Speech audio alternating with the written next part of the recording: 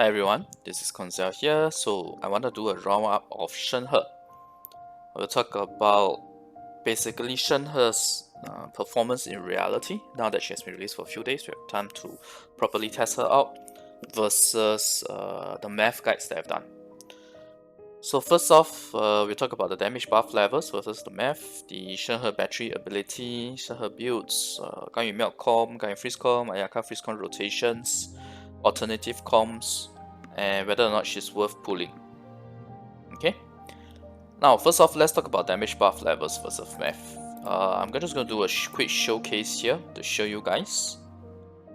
I have actually shown her damage figures in the rotation videos, just briefly. Let's look at it here. So I am gonna make things simple. We are just gonna have a Shenhe Hole along with a Venti Swirl, just for the damage buff, and we are just gonna use Ayaka's charge attacks here. I don't want to use her burst because if I use her burst, it's way too many damage figures. And like I said, her buff doesn't really matter which damage source you trigger it on, other than for Ayaka, if you use her E, after her E, then you use her NACA, that does have a 30% bonus difference. But it's a 30% bonus on top of all the bonuses that she has, so it's not really 30%. Okay. So first off, unfortunately I got hit. Okay, you see here, 22315, that is with Shenhe's buff. 7372 is without the trigger quota. We are still buffed by Shenhe in terms of the 15% damage bonus from her passive. This is also not the highest we can do, obviously, because I'm using Mist Splitter. We should be using our burst, and then our charge attacks will deal more damage. We should also use Shenhe's burst, and you will deal more damage as well. So this really right now what we're looking at is just the trigger quota portion of it. Okay, trigger quota portion only, and you'll notice that it pretty much is 3 times the damage, right? 7.3k times 3 is about 22k. Okay, 7372 here, so it's about 23k, which is 22k, which is what we have here, 22315. So it's about 3 times. Okay, now that we got that right, the understanding right, if you look at the math that I have done previously, this is the figure for the Shenhe buff difference against N2C, which is what you see there, the N2C combo, the charge attack combo. You'll notice that the damage buff at R1, which is what I'm using, and this is the exact build I'm using here. Well, I'm not using ER Sense, I'm using Attack Sense. In fact, I only have level 9 buff with level 6 burst, but I'm not even using the level 6 burst yet, and we are already achieving the 200%. So include the buff figures, etc., it will more or less match the percentage figure here. And obviously if we get higher constellations, it will improve. So in terms of the reality versus the math, I would say it's pretty accurate, my math. The damage buff level is there. The figures are there. Alright, now let's talk about her battery ability. I'll say it's pretty good, because in the Ayaka freeze comb rotation video that I've published, you'll see that with 131.7 ER Shenhe, 151.8 ER Ayaka, and 153.4 ER Venti, because those are the stats that are in the Ayaka rotation video, the rotation is very smooth. Likewise with Ganyu, with an increase about 11 additional ER on Shenhe, with Ganyu having 0 ER, 0 bonus ER, Venti ER remaining the same, it's also very smooth. So I'll definitely put the link to those rotation videos in the in-video links on the top right corner here and in the description as well, so that you guys can check that, because I'm going to be making a couple of references to those 2 videos in here as well. Alright, so this is the battery ability. I'll say it's pretty good. I mean, with this amount of ER, we are able to maintain full energy for each of the rotation. Now, Shenhe builds. The build that you see me advocating will of course be the full attack buffer build with 130 to 140 ER, depends on whether you're using Ayaka or Ganyu, or a full attack buffer build with ER Sense if you need more ER, or if you somehow can't get this amount of ER without ER Sense. Okay, because sometimes artifact rolls just don't go the way you want. Technically speaking, you can do a start DPS build with 4-piece wizard or 2-piece wizard, 2-piece gladiator / Shime. If you want to go like a bit hybrid, where you go for a 15% cryo damage bonus on Shenhe, while you get a 18% attack here. And you can even go for a main DPS build with Chongyun. And that will be this portion here. But I myself personally would recommend a full attack buffer in a team with at least 3 members dealing cryo damage. Especially if your other cryo DPS are already well built. Then it's very easy to build Shenhe as a full attack buffer. And you can definitely see that in the rotation com videos that I've done. Okay, now let's talk about Ganyu com. It is unfortunately unreliable. Shenhe's Q messes up the melt reaction. I've tried it on stream day 1, I've tried it a few more times off stream. It is really not reliable. You can't guarantee that you'll be able to do the melt on Ganyu every time. But if you try not to cast her burst, you can manage to do the melt reaction, but you are losing out on all the different type of buffs and debuff that her Q provides. So that's bad as well. So with that in mind, I would actually not recommend the Ganyu Melt Comp. But I'll just quickly show you guys the damage potential that Ganyu Melt Comp can hit is actually really close to my math. The only problem is that it's not reliable. Okay, let me just do a quick show of that. Okay, so this was a test run that I did in floor 12-1. This is the second wave of the Ufis. I just got my energy back to full, and let's see how it goes. Okay, the standard, we are using her burst, we are using Bennett's burst, we swirl Cryo, we infuse a Pyro burst for Kazuha, we do a hole, and we do Ganyu. So you see here, the damage is very high, right? Against floor 12, level 95 mob, which has higher defense than my math, because my math is based on 50% defense, which is basically level 90 mob when your character is level 90. Right now, this wolf has a higher defense, and yet we are still dealing 275k on the second hit, the bloom. Unfortunately, the first hit we did not manage to crit. It was here 47680. We didn't manage to crit, but the second hit we did, and that's 275k. So it's still a very high amount on the charge attack. It's just that it's not reliable, because you will get some scenarios where you don't trigger the melt on Ganyu. In this case, this is one of the cases where we managed to, but trust me, you're not going to be able to trigger it every single time. Okay, and the main thing is there's no shield in this comp, and you can see me almost dead here. Plus not bad out of Bennett's buff. So there's a lot of DPS loss involved, which are all the caveats that I've mentioned in my Ganyu Melt Comp math guide. So those have held true. And the worst thing is that in my Ganyu Melt Comp, I've already said that we need to test whether or not Shenhe's Q will interfere with the melt reaction, and unfortunately it does. And because it does, I would not recommend doing the Ganyu Melt Comp. Okay? Even with this high damage figure, you can't reliably do it. You are still better off with, say, Kazuha, Bennett, Ganyu with Zhongli for Melt Comp. It just gives you a more reliable damage output with shield.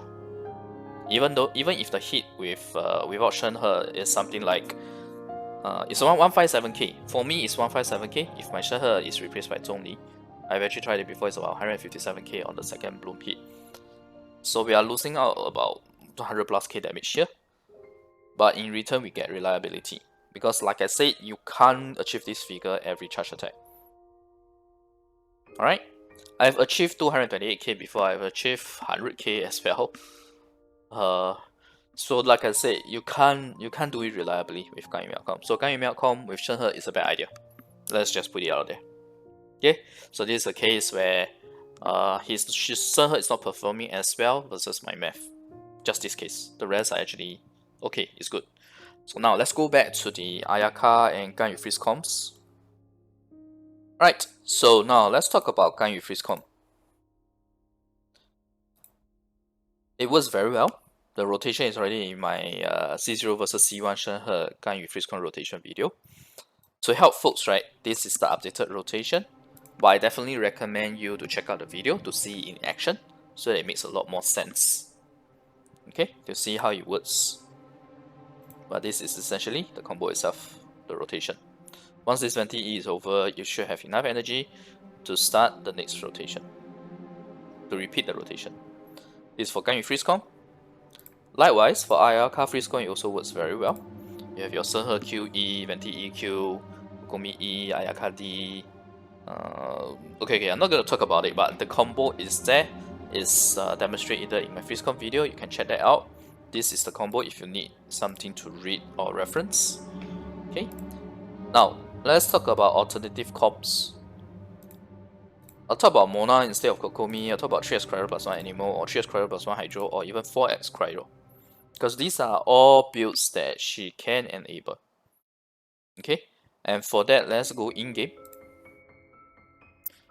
So you see here, we have options, right? We can do... This is the Ayaka Freeze Comp. You can replace Kokomi with Mona, and it will still work.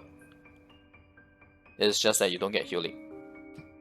Because for Mona, as opposed to Kokomi, I think it should be clear that Mona provides healing. Kokomi provides healing, Mona provides damage boost. I'm talking about, and you can afford to do E plus Q on Mona. It will take a bit more time in your rotation, but all in all, I think it's still okay.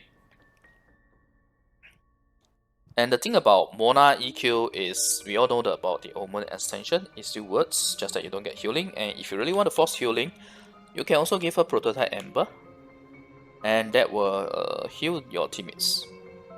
Right, it will provide some heal for the teammates, and also helps with her ER, because you are going to need a lot of ER on Mona if you're using her Freeze Comp. My Mona is not built absolutely correctly right now. My Mona is just using some random artifacts that I can put together. So definitely you can get higher ER than this. In fact, I would recommend to get something like 250 ER for Freeze Comp if you really want to use her. Okay, so that's Mona instead of Kokomi. Now let's talk about cryo options. Let's talk about if we want to replace... If you don't want to do Hydro, if you don't want to do the usual Freeze Comp, you want to have at least 3 cryo characters and have an animal character infused with cryo to have a 4 cryo damage team. It's doable as well. It is fun to play with, but I wouldn't call it like the best, most optimal comp. It works. It still works. It's just not like the most optimal comp. You can even throw in a Chongyun in there if you want to use Shenhe's main attacks, normal attacks, which means you also need to invest in a normal attack talent. Fun to play, not meta for sure. Okay, any cryo character, you are free to put them in. Really, you are free to put them in and have the fun that you want to do. Just know that they are not as optimal and their rotation may not be as smooth. Okay, well, rotation might be smooth because you are using 3 cryo characters. It is easy to gain your energy, etc. Okay, but that also requires you to have that many cryo characters being created. The good thing is that there is a good, strong cryo shielder here, so it does give you a shield option, and then you have healing option as well. So all in all, a 4x or 3x cryo plus 1 hydro or plus 1 animal works. You can also do 1 hydro, and that hydro, if you're using lifting spear, can even be who's that? Xingqiu. You can even use Xingqiu, right? If you're using Shenhe's normal attacks and if you're using Ayaka's N2C combo, that's a feasible option as well. Okay, so that's like alternative comp. Is it the best comp? I don't really think so, but it's fun. It's decent enough to use, and the content, if your characters are very strong and well built, you'll be able to clear most of the content anyway. Okay, so those are the possible comp options worth considering. Now I just want to do a quick note on Shenhe's Constellations since we are here.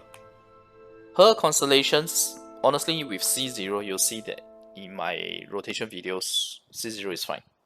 Okay, you're still able to get 2x of the trigger quota, 2 times of AE's worth of trigger quota on your burst. You are still able to maintain your rotation, maintain your energy, etc. with the right amount of ER as what I shared. C1 just makes it easier in terms of maintaining rotation. You can afford to mess up. You can afford to give yourself more trigger quota. So that's C1. C2 is obviously good, especially for Ayaka's case, where without C2, your Ayaka, when she's doing her N2C combo after she has cast her burst, Shenhe's burst would have expired. You do not gain Shenhe's burst buffs and resistance threat. So C2 helps with that. And not to mention the 15% increased cryo crit damage. But is it really necessary? I'll talk about that as the last session, the worth pull-in session. Likewise, this increases her buff capability again, because by increasing her talent levels, you buff more, you deal more damage with her trigger quota. Her C4, unfortunately, because her trigger quota cannot stack now that we know that her trigger quota cannot stack when you use her C1 twice in a row, this is you're not going to be able to hit the max 50 stats for sure. You're only going to be able to hit it with C6, because C6 allows you not to use up the trigger quota for normal and charged attacks. C5 increases her burst level, while how should I put it? It allows you to get a max resistance threat without investing in the talent levels. You can get your base talent level to 7, get this C5, and you have the E at level 10. Your resistance threat is at 15%. But value-wise, other than this particular point, I don't see a real value for this constellation. This is nice if you want to use Ayaka. Sorry, if you want to use Shenhe as a main DPS. But again, like I said, she's not going to be like super top tier, super OP, but it helps. And this will help make Ayaka really, really strong. Because if you think about it, you can make it such that the Ayaka N2C combo that you're dueling and dishing out after your burst, while you're waiting for your next burst to be ready, all of those can be buffed with your trigger quota with C6. That's really, really crazy if you think about it. It really, really offers a lot of damage. But that's specific to Ayaka. Okay, and that's a very, very costly option because it's C6. Alright, now, so let me go back to the summary. So let's talk about whether or not it's worth pulling. In my opinion, while the alternative comps can work, you can have some fun with them, whether it's 3S Cryo plus 1 Animal, 3S Cryo plus 1 Hydro, or even 4S Cryo, it's only in specific niche situations. You can't handle all the situations with this, but it's definitely fun. Just not necessarily the most optimal. So it's, to me, only if FreezeCon is your main comp that you're playing, and you want to boost your FreezeCon figures, or if you like the 3S, 4S Cryo comps, then you can consider pulling for her. Because to me, she's very, very similar to Kokomi, where she does what she's designed for very well, giving a huge buff. Okay, for Shenhe's case, her design is basically to give a huge buff, a very huge buff in the bursting nature if you're doing a full attack build, but OD for cryo damage.